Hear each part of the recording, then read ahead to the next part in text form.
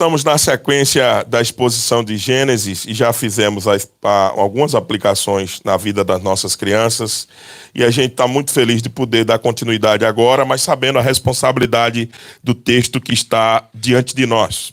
Nós temos um texto narrativo e quando estamos diante de um texto que descreve uma história, a gente precisa ter muito cuidado com algumas afirmações que a gente faz.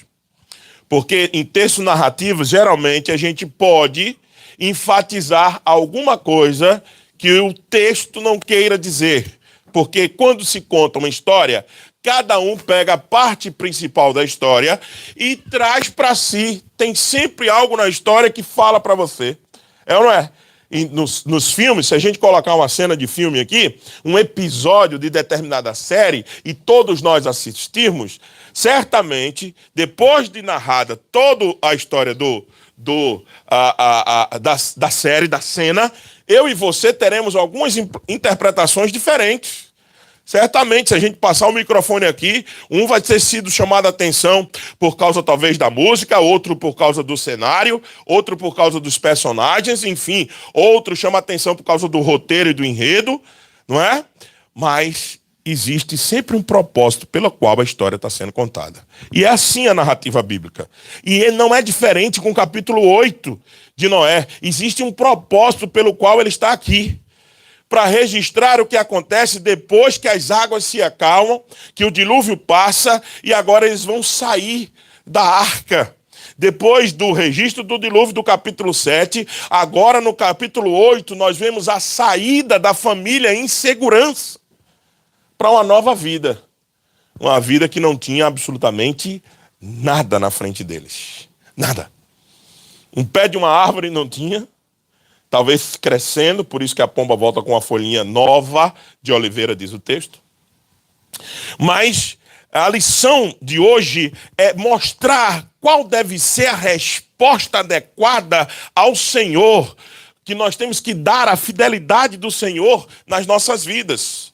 Esse é o propósito dessa narrativa do capítulo 8. Mostrar claramente como é que Noé responde à fidelidade do Senhor de ter o livrado da morte, de ter suprido toda a sua família. É sobre isso que nós vamos tratar nessa manhã. Então, com isso em vista, com isso em tela, nos aproximemos do texto sagrado. A primeira grande divisão do texto é: Deus lembra da aliança que faz e faz parar completamente o dilúvio. Deus se lembra da sua aliança. Veja só o de verso 1 ao 5.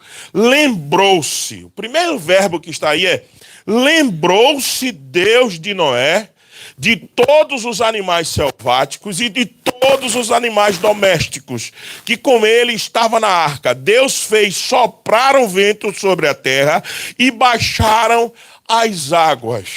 O que a gente vê nesse primeiro verso? Que quem criou todas aquelas circunstâncias do dilúvio é agora o mesmo Deus que faz cessar o dilúvio e as consequências do dilúvio. Observe bem. Deus é quem fez as águas, as comportas se abrirem dos céus e vir copiosas chuvas. Veja o verso 2. Fecharam-se. Quem fechou? As fontes do abismo e também as comportas do céu. E copiosas chuvas, a chuva dos céus, se deteve. Quem startou e quem finalizou? O Deus da aliança. O Deus Todo-Poderoso. O que tem domínio sobre céu e terra. O que tem controle sobre a criação. O que não depende absolutamente de nenhum aspecto ou orientação científica para fazer o que ele quer. Ele suspende as leis naturais. Ele revoga as leis, por exemplo, de um sistema que pode fazer chover e parar. Nós temos isto. Quando há uma camada de vapor e calor muito grande aqui, as chuvas condensam águas e elas jogam de novo sobre a terra. E esse sistema foi o tempo todo utilizado por Deus, mas quando ele quis suspender, ele suspendeu. Quando ele quis ativar de novo, ele ativou. Porque ele é quem detém domínio sobre todas as coisas. Essa é a grande mensagem inicial da passagem. As águas iam se escoando continuamente de sobre a terra e minguaram a cabo de 150 dias. No dia 17 do 7º mês, a arca repousou sobre as montanhas de Ararat. E as águas foram minguando até o 10º mês, em cujo primeiro dia apareceram os cimos do monte. Observe, meus irmãos, todo o controle do Senhor sobre essa situação. Ele startou, mas ele é que para. Ele começou, mas ele é quem dissipa todo o dilúvio sobre nossas vidas, ou qualquer dilúvio, ou qualquer catástrofe, cataclisma, essa é a palavra que eu disse a vocês, que foram traduzidos do hebraico para o grego, para fazer a ideia de que houve um dilúvio global, uma situação global que aconteceu naquele momento. Mas o verbo principal aqui é lembrar. Veja o que está aí no primeiro verso. Lembrou-se Deus de Noé. O verbo aqui não se refere a uma questão de esquecimento mental. Não é que Deus tem amnésias temporárias. Não é isso.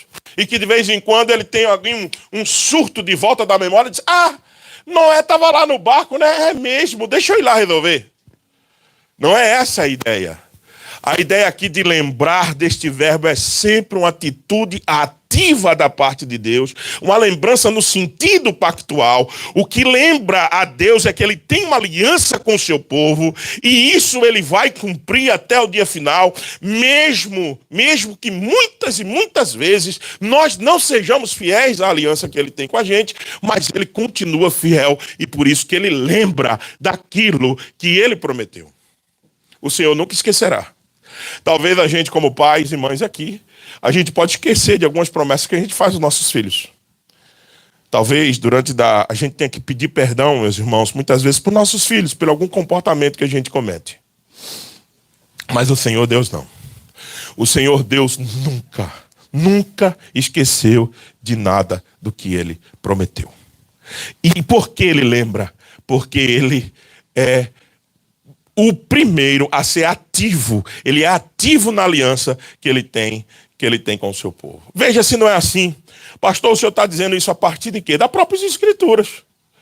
Observe que o verbo lembrar aqui, eu vou citar algumas passagens bíblicas que mostram claramente que esse mesmo verbo está em outros lugares. E veja, Gênesis capítulo 9, verso 15, contexto logo imediato, no próximo capítulo. Então me lembrarei da minha aliança, firmado entre mim e vós, e todos os seres viventes de toda a carne, e as águas não mais se tornarão em dilúvio para destruir toda a carne. Isso é o capítulo 9.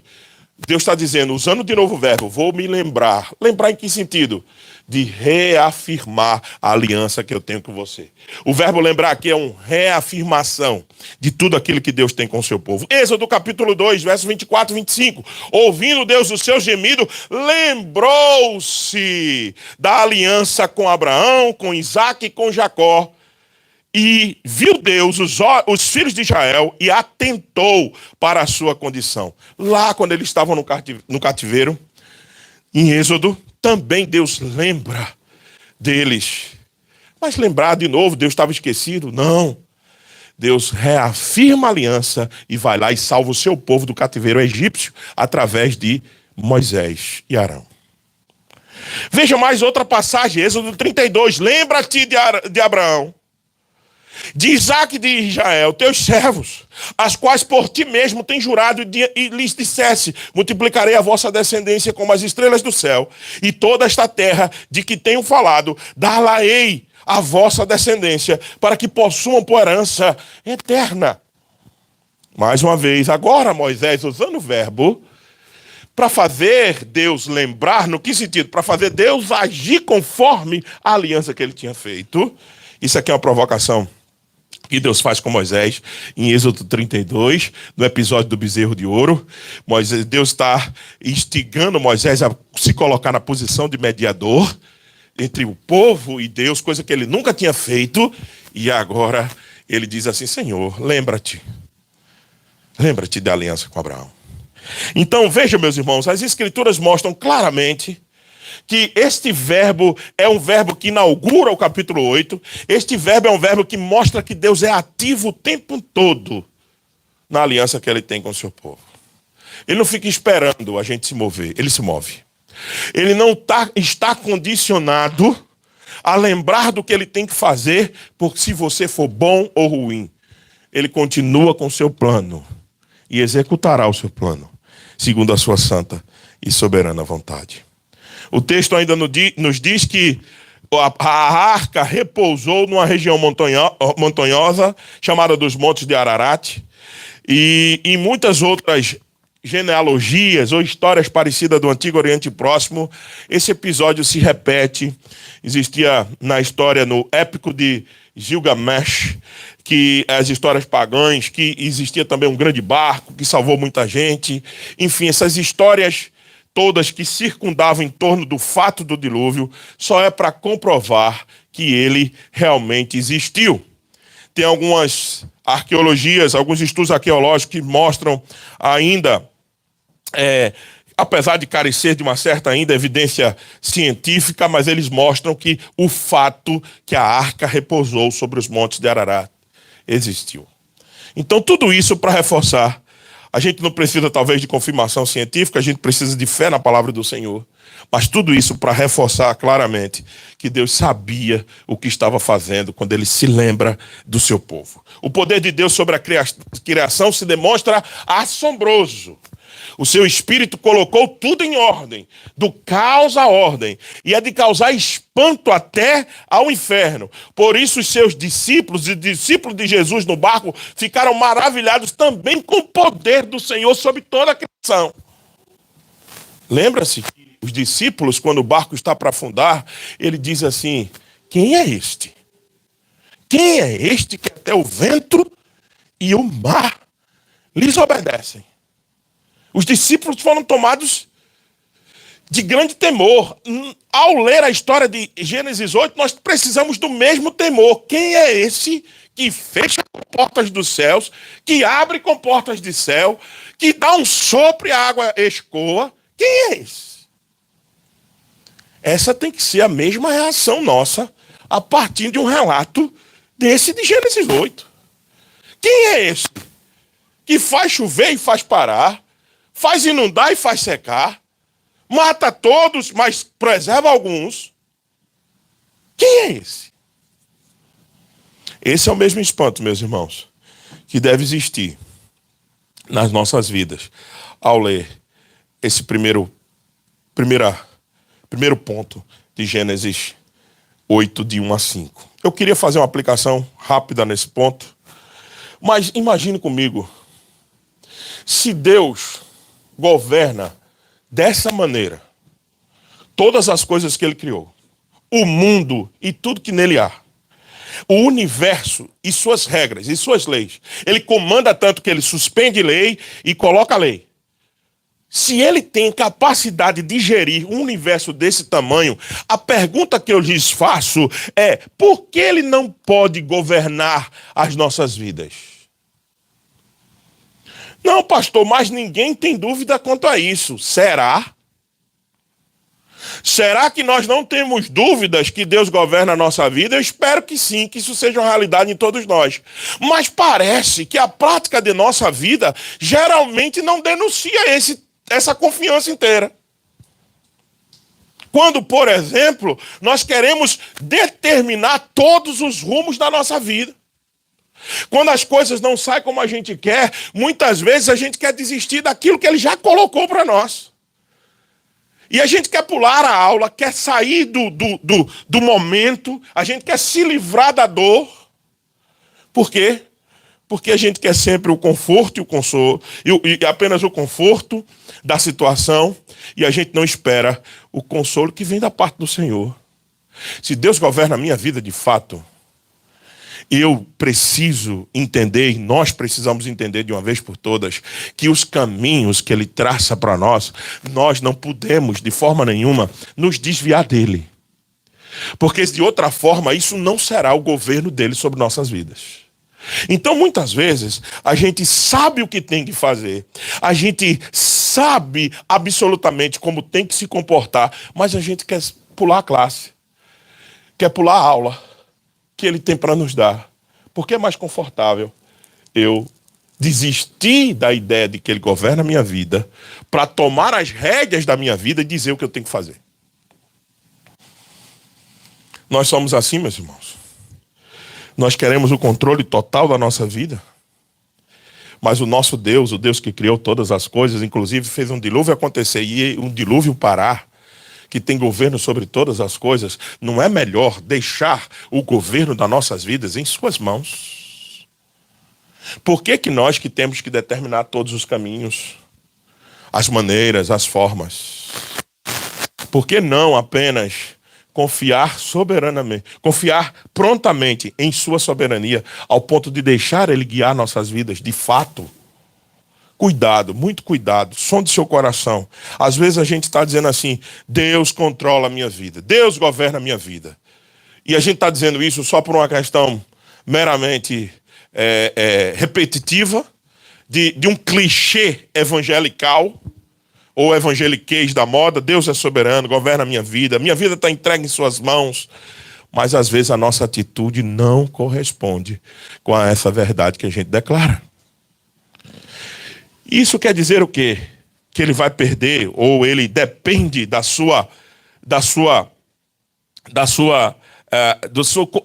que você concorde com ele para que ele continue governando a sua vida? Não, não mesmo. Ele continuará. Agora, eu e você é que não desfrutaremos da paz, do gozo maravilhoso, que é tê-lo governando a nossa vida. Eu e você que não vamos desfrutar daquela proposta maravilhosa de ter a consciência de que ele comanda e que por isso nós estamos seguros no comando dele. A ponto de, meus irmãos, nos entregarmos e deixar que ele guie completamente o barco da nossa vida. Então, não esqueça, um Deus que controla dilúvios, ele pode controlar o mundo, o seu mundo. Um Deus que controla o universo inteiro e o mundo inteiro pode controlar o seu mundinho, a sua vida, que é tão pequena em relação a esse universo inteiro.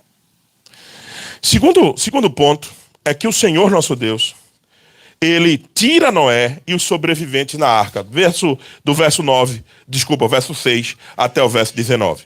Diz assim, eu já li o texto, então agora com a leitura do texto em mente, lembremos o seguinte, veja, ao cabo de 40 dias, abriu Noé a janela que fizera na arca e soltou um corvo, o qual, tendo saído, ia e voltava até que secaram as águas de sobre a terra. Veja, Moisés solta um corvo. É interessante como a narrativa aponta para mostrar o controle de Deus sobre a situação.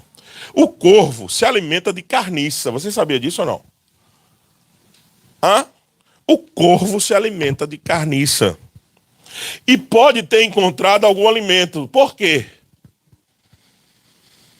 Lembre-se, havia tido uma mortandade geral sobre a terra. Lembre-se disso. O que tinha na terra provavelmente era corpos em decomposição, animais em decomposição. E Noé solta um corvo para ver em que grau está isto. Mas na terra, ele não tem terra seca para pousar. Ainda é muita água. O que ele faz? Ele volta. Seu envio contrasta com a pomba. É um contraste que está sendo posto aqui no texto. Primeiro vai um corvo, depois vai uma pomba. E está existindo aqui um contraste. Um animal limpo, de símbolo da paz, e depois um corvo, que aparece também na história futura em 1 Reis, alimentando Elias no deserto. Se lembra quem levou alimento para o profeta Elias? Foi quem? Um corvo. Quando Elias estava lá na caverna correndo de Jezabel. E como dependente do cuidado divino, Jó também lembra disso. Em Jó capítulo 38, verso 41, que um corvo também pode auxiliar Deus nos seus propósitos. A palavra corvo aqui, a sua natureza necrófaga, ou seja, de se alimentar de carnes mortas, apodrecidas, reforça a imagem de um mundo ainda impuro e inóspito. O mundo pós-dilúvio não é um mundo organizado como foi o mundo criacional de Gênesis 1 e Gênesis 2.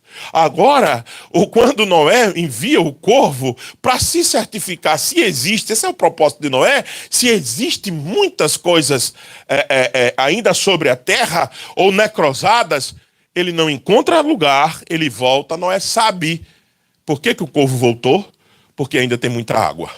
Porque se tivesse tudo baixado, ele não tinha voltado, porque certamente ele ainda tinha encontrado muita comida e teria ficado por lá. Então, esse é o propósito de Noé enviar um corvo.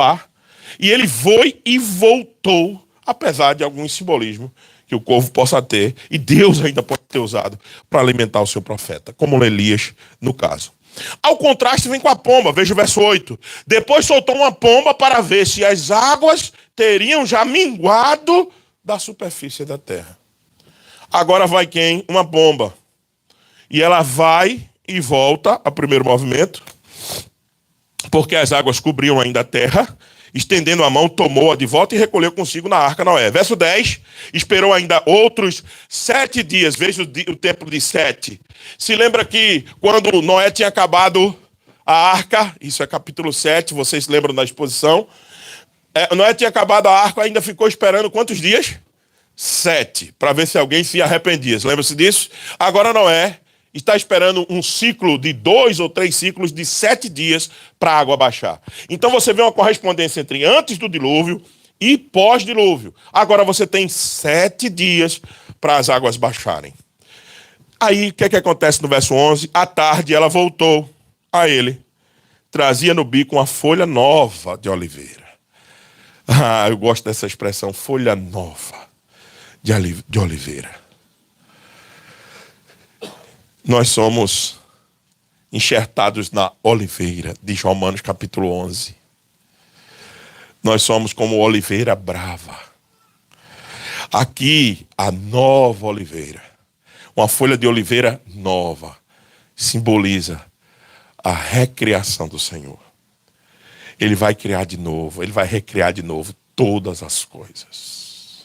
Não mais dando ordem, deixando a terra com as suas próprias leis levantarem o renovo. Veja, Deus não criou outra terra. Deus não criou outro solo. Existiam as leis lá, estabelecidas no solo, estabelecidas no clima, que vai fazer com que essa recriação aconteça. E por isso que o pombo vem com a folha de oliveira nova no bico. É o renovo do Senhor. É assim que Deus faz conosco. Ele seriamente nos tirou das trevas, do caos do nosso pecado, da lama da nossa existência, e agora nos renovou à semelhança do seu Filho. É assim que o Senhor faz. É assim que Ele trabalhou em nós. É o renovar do Senhor, é a recriação do Senhor, fazendo-nos a imagem do seu Filho. E veja, meus irmãos, a pomba no Antigo Oriente Médio, e a oliveira, mais propriamente dito, não a pomba, mas a oliveira, simbolizava a prosperidade. A ideia de que esse gesto pode remeter ao que o Espírito Santo fez quando organizou todas as coisas, nos fazendo recriar de novo nele. Observe, veja o verso seguinte, o verso 12. Então, esperou ainda quantos dias? Olha o ciclo dos 7 dias de novo. E soltou de novo essa pomba e ela não tornou mais para ele. Porque agora ele encontrou o quê? Lugar para pousar e se alimentar e continuar sua vida. Sucedeu que no primeiro dia do primeiro mês, no ano 601, as águas se secaram. Quando é que o dilúvio começou? No ano 600. Agora é o que ano? 601. Um ano depois, um ano inteiro de Moisés dentro de uma arca. O registro do texto ele é exato para você entender. Veja, no primeiro ano, No primeiro dia do primeiro ano, 601, as águas se secaram de sobre a terra. Então Noé removeu a cobertura da arca e olhou, e eis que o solo estava o quê? Enxuto. E aos 27 dias do segundo mês, a terra estava o quê? Seca. Uma coisa é a terra não ter mais água. Outra coisa é ela estar seca. Moisés só sai da terra quando ela está seca. Toda a simbologia existente nessa narrativa, se você olhar para o restante das escrituras, acontece. Quando o povo do Senhor foi tirado do cativeiro do egípcio, e eles tiveram que atravessar o Mar Vermelho para fugir de Faraó, como é que diz o texto que eles passaram em terra seca? O caminho do Senhor é sem entraves, é sempre seco e objetivo, para a gente voltar de novo a caminhar por ele. Então o livramento do Senhor é grande demais aqui, meus irmãos. Ele não só fez a promessa a Noé, mas foi fiel em cumprir a promessa, colocou Noé dentro de uma arca e agora vai tirar Noé em segurança. Veja se não é isso que diz o verso 17, verso 16, sai da arca.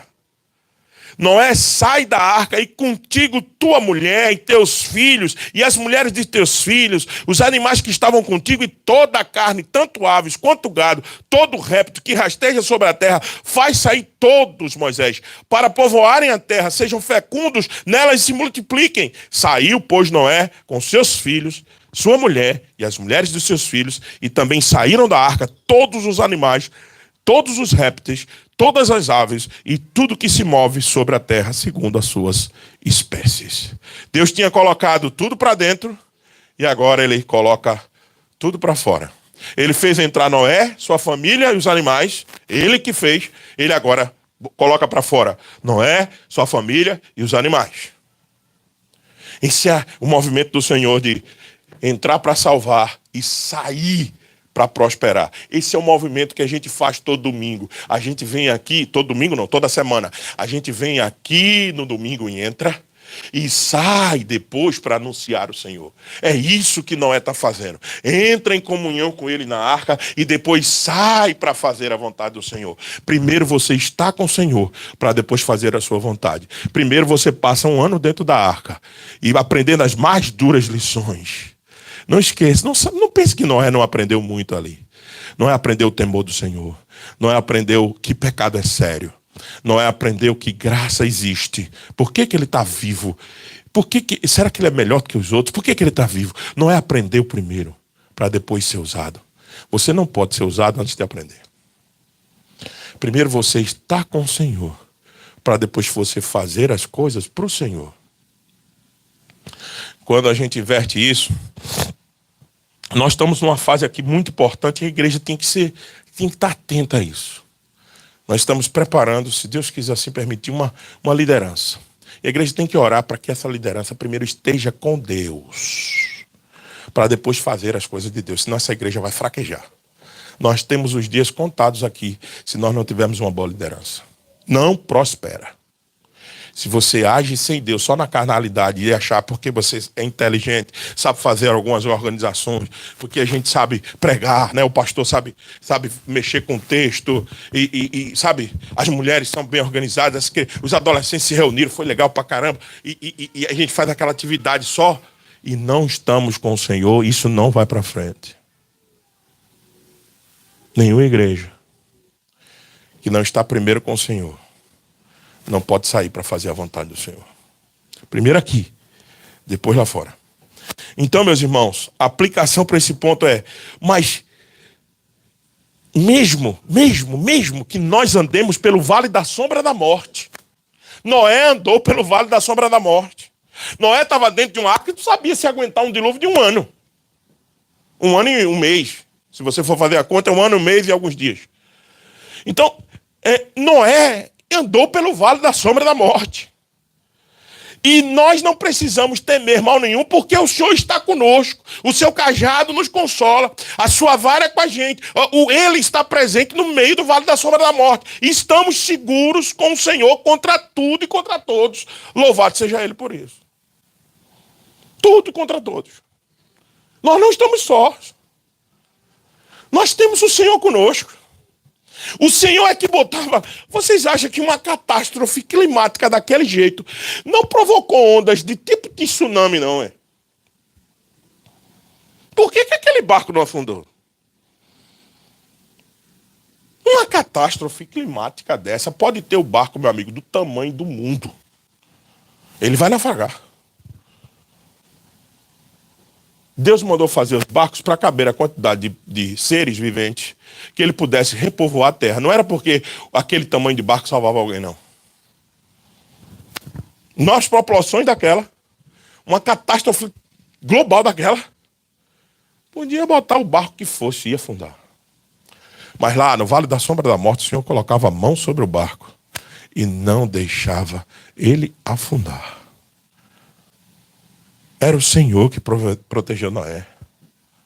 É o Senhor que cobriu Noé no Vale da Sombra da Morte. É o Senhor que nos protege, meus irmãos.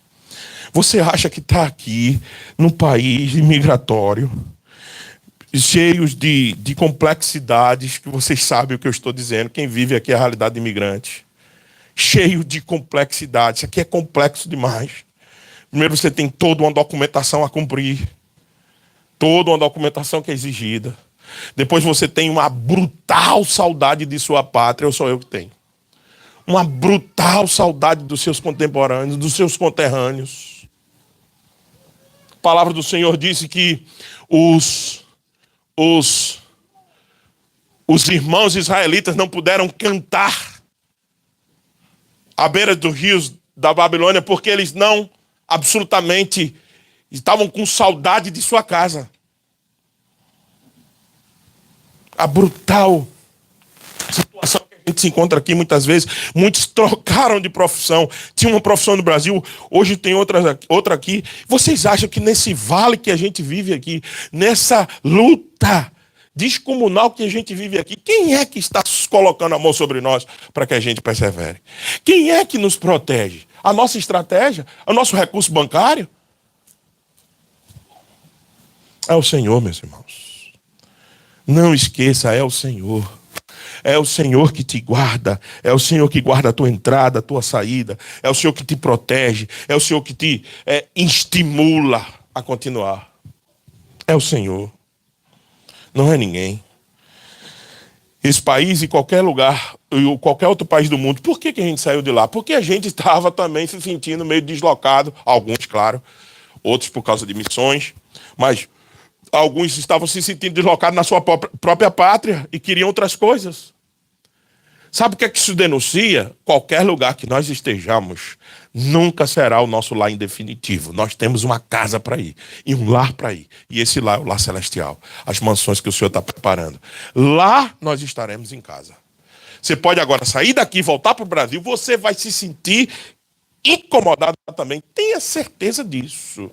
Com algumas coisas que a nossa pátria hoje enfrenta. Então eu vou para a Europa também do mesmo jeito. Aí eu vou para a Ásia do mesmo jeito. Eu vou para a Oceania. Vá, você vai pegar um sol de 40 graus gostoso pra caramba, muita praia, mas também lá vai ser inadequação do mesmo jeito. Nós só estaremos em casa quando estivermos definitivamente morando com o Senhor. Então se assossegue, se acalme e desfrute da companhia do Senhor no Vale da Sombra. Já é conosco. E Ele está sempre com a gente. E o terceiro e último ponto. A resposta de Noé. Porque esse é o objetivo principal. Depois de Noé ver tudo isso, como é que você sairia da arca? O que é que você faria? Eu fico pensando, qual seria a minha reação, meu amigo, quando a porta se abrisse? Que eu ia ver, que cenário eu ia ver? Cadê a árvore? Nenhuma. A porta se abriu. Estou com o pé na porta da arca, olhando. Tudo preto e branco. Não tem um verde. Não tem um amarelo de uma flor. Nada. O cenário é devastação completa. Talvez aquela oliveirazinha nova, brotando uma coisinha que a pomba pegou, talvez tenha em algum canto.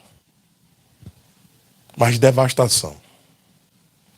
Devastação total. Então, o que você faria quando você saísse da arca? Qual seria a sua resposta ao sair da arca? No cenário de devastação completa. Como é que a gente ia reagir? O que Noé faz? Olha o texto. Levantou Noé um altar ao Senhor. Levantou Noé um altar ao Senhor. Isso é extraordinário. Gente, corre, gente, vamos cuidar, vamos fazer aqui uma cabana, vamos sair dessa arca. A gente já ficou um ano, pelo amor de Deus. Isso aqui tudo, eu já estava nervoso de estar aqui dentro um ano. Vamos fazer uma cabana aqui fora, pega uma lasca da arca, já que a gente não vai ter mais dilúvio, Deus já tinha prometido. Quebra uma lasca da arca aí, vamos fazer um fogo aqui. Vamos pegar algum animal desse aí, vamos comer um churrasco diferente, vamos comemorar porque nós estamos vivos. Vamos comemorar porque nós somos salvos. Graças a Deus. Alguém que visse Noé tomando uma atitude como essa, poderia julgá-lo que ele estava errado? Não é isso que a gente faz muitas vezes, quando a gente se livra de alguma situação. A gente comemora, a gente dá um churrasco, a gente faz uma festa. E ninguém nos critica por isso. Porque, em certo sentido, essa atitude não está totalmente equivocada e errada. Mas só que Noé tinha estado com quem?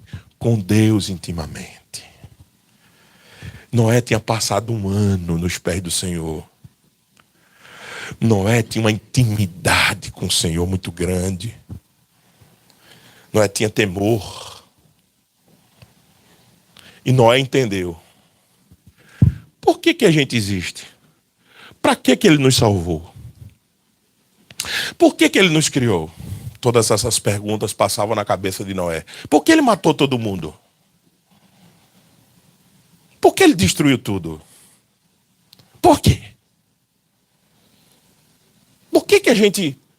Qual o objetivo principal da nossa vida? O que a gente precisa ter depois de um caos desse? O que a gente precisa ter como prioridade? O que a gente precisa ser como prioridade?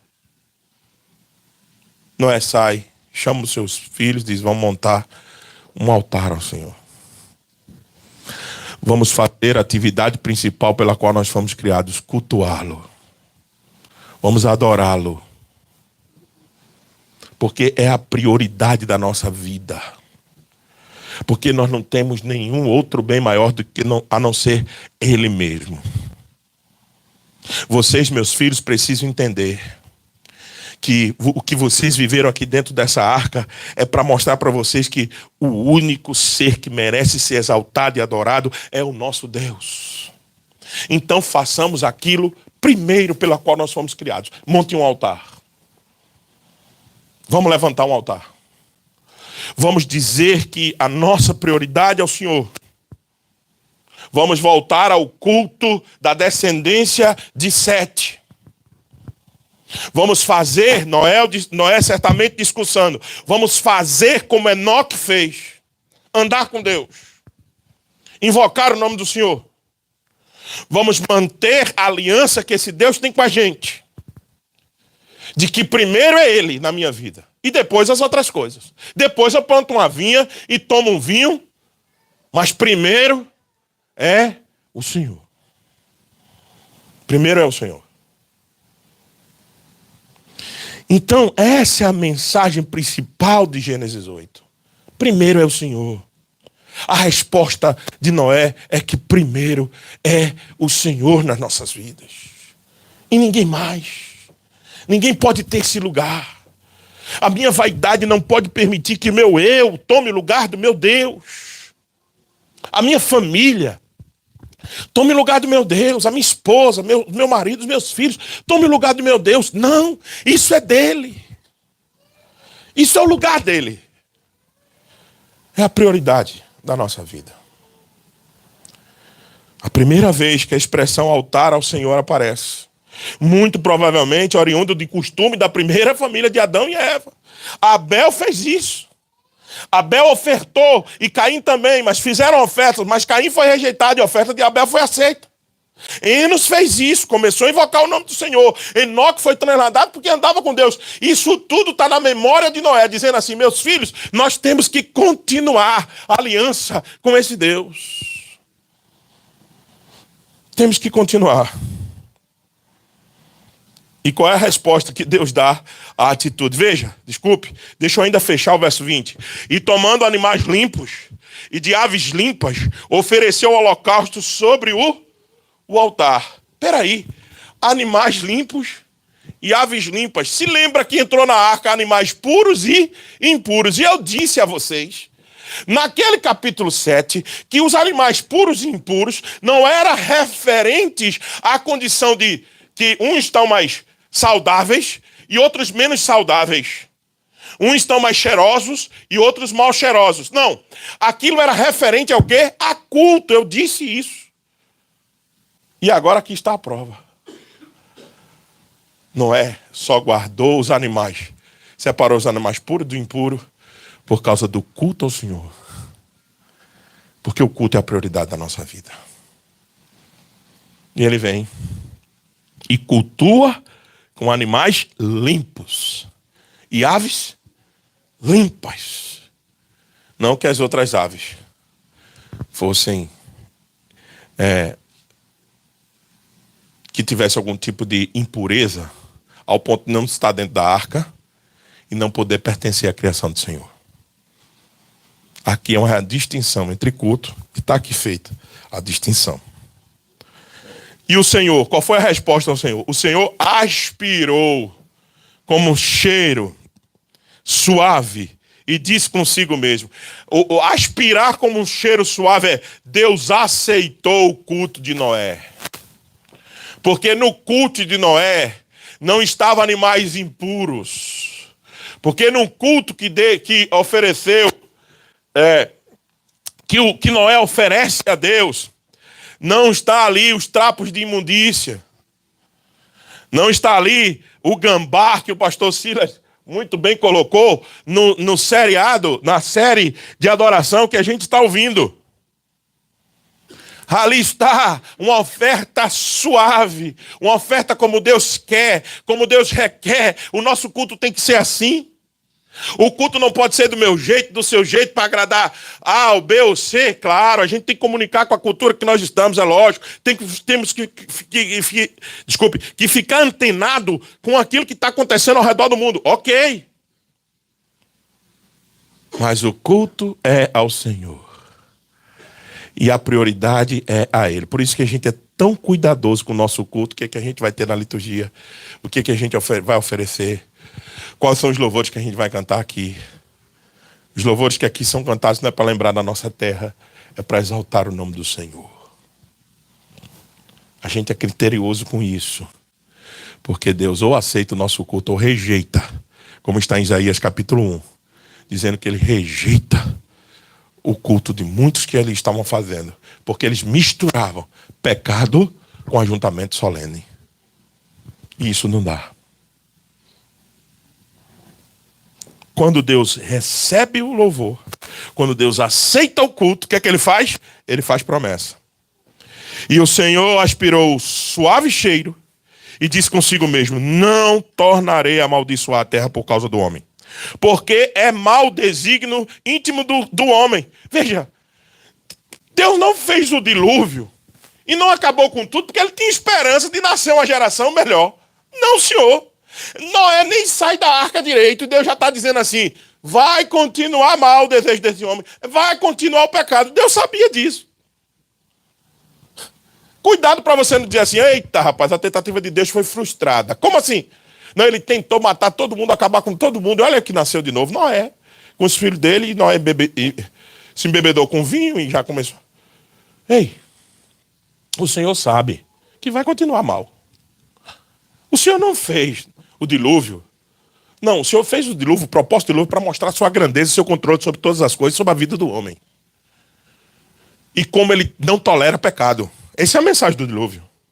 Não é porque Deus achou que agora pronto, eu acabei com tudo, vai vir uma coisa melhor. Não, ele já diz aqui, porque é mal, o desígnio íntimo do homem é mal, o coração da gente é mal. Nós queremos coisas ruins.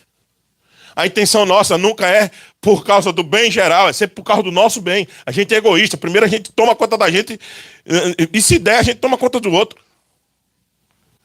Primeiro, nós somos egoístas, maus, em si mesmados, adoramos a nós mesmos, queremos voltar para nós, de vez voltar para o Senhor. Desde a sua mocidade, nem tornarei a ferir todo vivente como fiz. Enquanto durar a terra, não deixará de haver sementeira, ceifa, frio e calor. Verão e inverno, dia e noite. Louvado seja o Senhor por isso. O altar da adoração das nossas vidas, meus irmãos, precisa estar erigido o tempo todo. Além de vencermos o mau desígnio do nosso coração, na confiança de que Ele é misericordioso. O altar das nossas vidas precisa estar erigido, não porque Deus precisa que a gente o adore. Ele já era autossuficiente antes de... Ele já existia e era autossuficiente antes de criar-nos. Você tem que entender que a adoração é um exercício que glorifica a Deus, mas que muda você. Que faz com que você ganhe forças para lutar contra o seu pecado. Esse é o ponto aqui. Não é porque Deus gosta de música boa, e Ele gosta mesmo. Mas não é porque Deus gosta de exposição boa. Ele expõe a sua palavra o tempo todo, inclusive na sua criação. Não é por causa dessas coisas. É porque Deus sabe que a melhor coisa para nós é que a gente continue com o altar erigido, glorificando o nome dele nas nossas vidas. Esse é o ponto. As condições adversas não podem fazer-nos parar de reconhecer o quanto o Senhor é bondoso e misericordioso. Deixa eu incentivar vocês a uma coisa, meus irmãos. Continue adorando. Continue glorificando o nome do Senhor. Deixa eu te falar por quê. Noé não tinha condições favoráveis para sair dali e olhar aquela cena que ele olhou e dizer, cara, vamos adorar o Senhor. A reação mais humana é, meu Deus, o que é isso que está diante de mim? Aquilo é a tristeza, podia ter tomado conta do seu coração e dito assim, não, cara, eu não estou, como a gente muitas vezes, eu não estou em condições de adorar, eu não vou hoje no culto, não. Eu não estou em condições de, sabe, cantar, eu estou muito fragilizado, ou fragilizado emocionalmente, vou ficar em casa. Ei, é o contrário. Estou moído. Estou destruído pela circunstância da minha vida. Estou triste, está pesado, a semana foi difícil. Aí é que eu vou adorar. Aí é que eu vou dizer a esse Deus, eu não entendo, não compreendo, sou limitado, mas eu confio inteiramente na tua providência. Eu estou aqui para te adorar. Paulo e Silas preso. Preso. Cantar louvores? Que conversa. Preso. Cantar louvores preso, meu amigo. Isso é incongruência. Isso é paradoxal. O cara preso, ele está num estado, rapaz, limitado, sufocante, angustiante. Ele está doido para sair dali. Chora, não dorme direito, não come direito, que a comida não é boa.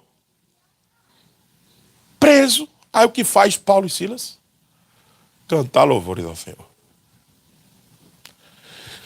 Todas essas histórias, isso que eu estou mencionando para vocês aponta para o seguinte, que a condição do adorador não é medida pela circunstância que ele está vivendo. A condição do adorador é medida pela consciência que ele tem da relação íntima dele com Deus e faz com que ele o adore, independente se está bom, se está ruim, se está calor ou se está frio, se está dia ou se está noite, se tem ceifa ou não tem ceifa.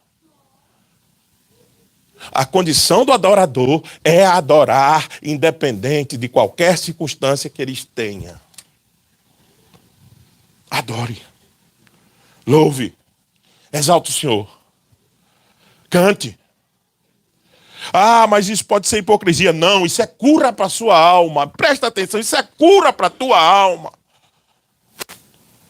Isso não é hipocrisia, isso é o remédio para a sua vida. Tem muita gente que precisa vencer. E eu também, precisamos vencer juntos a murmuração. Murmuração é pecado, meus irmãos. Diante de um Deus que provê todas essas coisas, você não vê Noé murmurando, saindo da arca dizendo, poxa, Senhor, o Senhor podia ter encurtado aí, pô, 1 ano e 1 mês e 17 dias, tá de brincadeira. Porque o Senhor não encurtou. Não, Noé sai e adora. E louva o Senhor. E exalta o Senhor. Presta atenção nisso, é a grande mensagem do texto. Você não foi chamado para murmurar. Eu não fui chamado para ficar o tempo todo reclamando. Reclamando. Toda hora, todo instante. Nunca tá bom, nada presta. Marido não presta, filho não presta. Esposa não presta, trabalho não presta. País não presta, nada presta. Economia não presta, governo não presta, nada presta. Peraí, e Deus na sua vida não faz diferença? Você não vê que a sua atitude de murmuração é incoerente com o Deus que habita em você?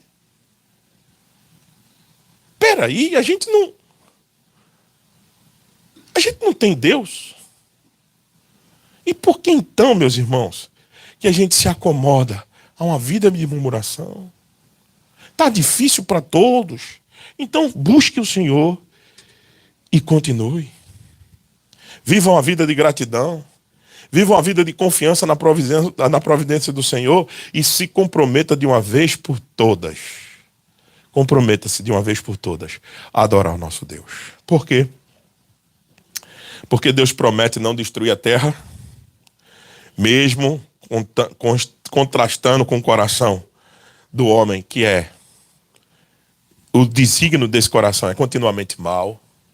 Mas Deus diz que não vai fazer mais, e pelo contrário, Ele não só diz que não vai fazer, Ele envia o Senhor Jesus Cristo, o nosso Cristo, o amado Salvador. Ele envia para demonstrar que a cura para essa raça humana é justamente o Senhor Jesus.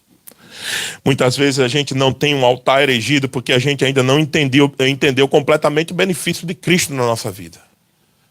Você agora tem um pai, você pertence a uma aliança, você tem um nome, você está assentado, você vai assentar nas regiões celestiais com Cristo Jesus, você será julgado e não condenado por causa da obra de Cristo, você vai viver com Ele eternamente, você tem Ele como seu pastor na sua vida todos os dias, todo o tempo, toda hora, Ele te livra do vale da sombra da morte. Por quê? Por causa do benefício da cruz.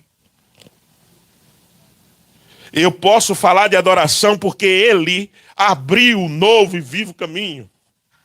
Nós podemos falar em adorar.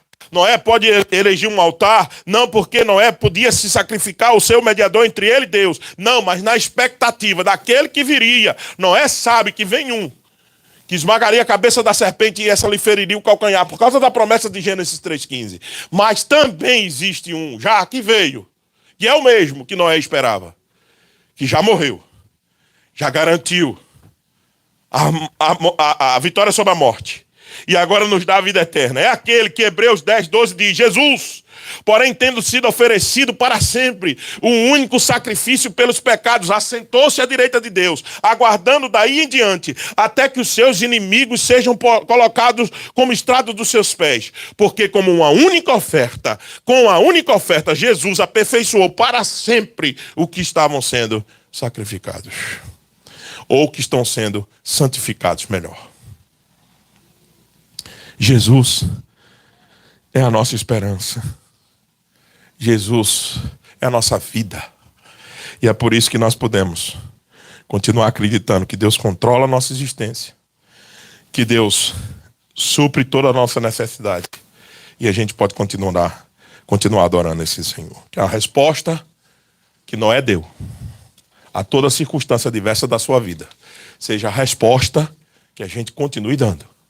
Altar erigido, culto ao Senhor, glória ao seu santo nome, louvado seja Ele eternamente, porque Ele faz nos vencer as mais situações difíceis da nossa vida, como Ele fez Noé vencer o grande dilúvio.